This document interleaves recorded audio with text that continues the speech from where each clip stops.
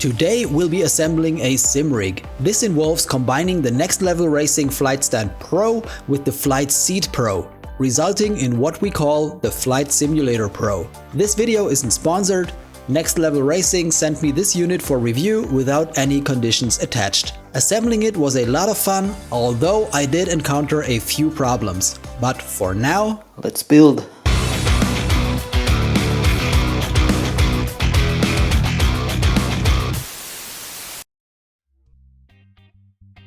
If you decide to order this, be prepared for some heavy lifting.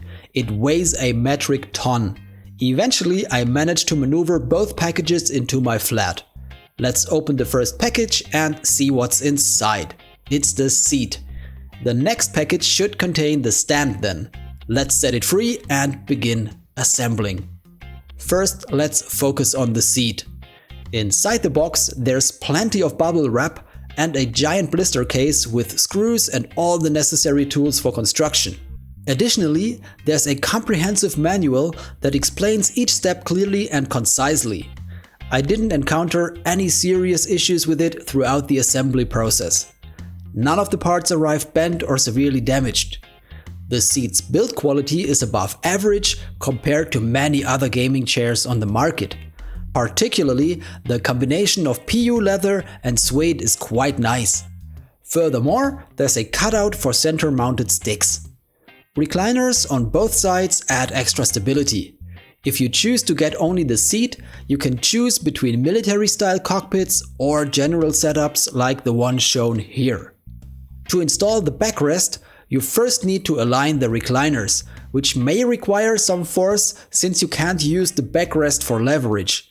You have to hold it in place and then secure it with 2 screws on each side. While I managed to put everything together alone, having someone assist you will make the process much easier and more enjoyable. Alright, let's set the seat aside for a moment and continue with its base. 2 large frames form the central part of the base, stabilized by an end panel and a cross brace at the front, which will also accommodate our center-mounted stick later on. Most parts are held together by sturdy M8 screws. For instance, the cross brace is secured by 3 screws on each side. Subsequently, side panels are added on both sides of the base. We leave the bolts loosely secured since other components will be mounted onto the panels later. Next, we add a heavy H-frame designed to support the seat. Once fixed in place, we flip over the completed frame to attach the wheels. However, we encounter our first issue here. A weld seam obstructs the placement of the square washer. I contacted Next Level Racing. They proposed to solve the problem by stacking 2 of the included M8 washers on top of each other and offered to send a replacement unit if I wasn't satisfied with the solution. I decided to get some matching washers from a local store and everything worked out fine, so I didn't take the replacement offer. Attaching the wheels is a bit fiddly, but their coarse threads allow for easy and secure placement after a few revolutions. With the wheels attached, we add 2 safety caps and then proceed to mount the seat. The manual instructs us to use M8 washers, but they don't fit into the rails. Maybe I got something wrong, but I can't see where and what. Everything should be fine without them though, so I didn't care. We move the seat all the way to the front, secure 2 screws on the backside rails, then move the seat back and fasten 2 bolts on the front. With that, the base frame and seat are ready to go. Moving on to the left flight arm. We mount it onto the left frame and the corresponding side panel. That's why we did only secure it loosely earlier. Following that, we add the vertical telescopic extension and then the inner arm. The entire construction is now adjustable in width and height. On top, we install the flight plate where we later mount our throttle unit. We repeat the same process on the right side. The difference lies in a wider plate that accommodates a side stick or right-hand throttle and a mouse. The flight seat kit even includes a matching mousepad.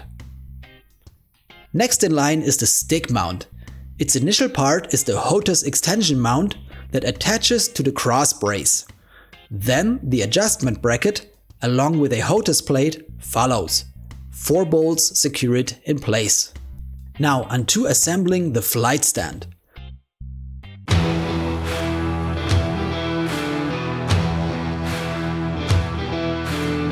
We simply remove the zip ties, open the frame and secure it with an M8 knob. Afterwards, we flip it over and attach the wheels. Reverting it back, we align the pedal brackets, one on the left and another one on the right. The pedal plate can be installed in all positions known to mankind, so I guess finding one that fits your setup won't be a problem. Finally, the flight deck module goes on top of the entire structure, secured by 4 bolts. That concludes the flight stand setup. The box still contains numerous accessories such as extra HOTAS plates and another center mount, which, however, I won't be needing since I'm using the rig solely for VR. You could opt for a center pole mount for standard flight sticks without an extension or maybe a yoke. Let's connect the flight stand to the seat module now. The manual didn't specify that the 2 wheels weren't required for this purpose, nor did it mention the safety caps. Therefore, we removed both before connecting the flight stand. The process went smoothly on the right side, however on the left, one of the bolts resisted complete securing regardless of my attempts. The alignment seemed fine, so I assumed it might be a faulty thread. Since the other 3 bolts went in without issues, and they were additionally supported from another angle by 2 more bolts, I didn't dwell on it. Seatbelt is still missing. Here it is, 4 screws and we're done. So the base unit is now complete. Here comes the rest of the gear. Maybe the stacks? Nah, I'll keep it on the desktop. Let's start by mounting the stick. First, let's quickly attach a 200mm extension to my Winwing F16EX stick and the Orion base. Stronger springs are also needed now, so let's mount some of these too. We also need the clutches to prevent the stick from wobbling back and forth. The base plate isn't required anymore, so we remove it. Prepared like this, the stick and base are ready to be placed onto the HOTAS mount. It's a bit fiddly if not impossible to attach while the mount is still connected to the cross brace. In consequence, we rather unscrew it, mount the base onto it, and then we reassemble everything. The stick is a bit too low now, even if fully extended, but we'll take care of that later. It centers nicely and the dampeners work effectively. Next, USB connectors are needed. Since my PC is about 6 meters away, I opted for a convenient powered hub with a 10-meter extension cable. It fits perfectly onto the right side of the rig and some zip ties keep it in place. This setup allows us to easily conceal the cables connecting the stick and throttle. Moving on to the throttle unit. An Orion 2 with the F15EX grip. By the way, thanks to Winwing for providing both devices for the build. This part is straightforward. After placing the throttle onto the left mounting plate, we secure it with 4 screws and nuts. Don't forget the cable, and we're done. The throttle unit is now set up. The mousepad goes on the right side. Personally, I like the wireless Logitech trackballs, so that's what we'll use here too. It's the M575 to be precise. And we're done. Although there are numerous add-ons available, such as a keyboard holder, I won't be needing them since, as I mentioned, I exclusively use VR for flying. There are workarounds for keyboard commands, and if those fail, there's always voice attack. So for now, I'll test everything without a keyboard within reach. Let's give it a try. As I mentioned earlier, the stick is still slightly too low. Fortunately, we have plenty of spare washers. Using these, we elevate the stick mount off the brace a little bit, raising it to a more comfortable position. A quick check, that's much better. I also angled the grip slightly to the right. Operating the stick feels a lot more comfortable this way. Now, let me share my thoughts on this monstrosity which now occupies a large part of my living room turned into a studio. Overall, I'm having a blast with the rig. It adds a lot to immersion and is really comfortable to sit in. A sim rig like this is also incredibly convenient to have. It keeps everything in one place and your devices aren't in the way while you're not flying. The Flight Simulator Pro set might not come cheap at 1,200 euros, but considering its contents, it offers good value. This combined version provides double the mounting plates, enabling easy switching between various throttles and other gear if you care. The overall construction is sturdy as a tank. I can't envision any part breaking or bending under stress.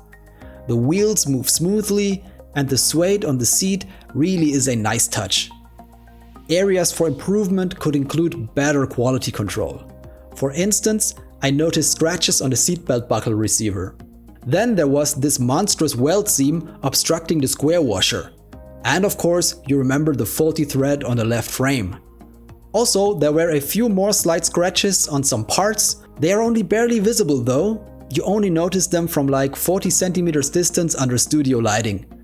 I'm sure Next Level Racing would have replaced everything if I just had asked, judging from my interaction with them so far. I didn't opt to do so because the rig's function wasn't impaired. So it's not necessary to transport spare parts halfway across the globe and harm the environment in the process. The center stick mount could benefit from more adjustable elevation to accommodate shorter stick extensions. And an integrated USB hub with 4 or 6 ports would also be a great addition. I've included a link to the hub I used in the description below. Feel free to drop a comment if you have any questions. If you're undecided about which Hote system to choose, check out my overview video. Fly safe and see you soon.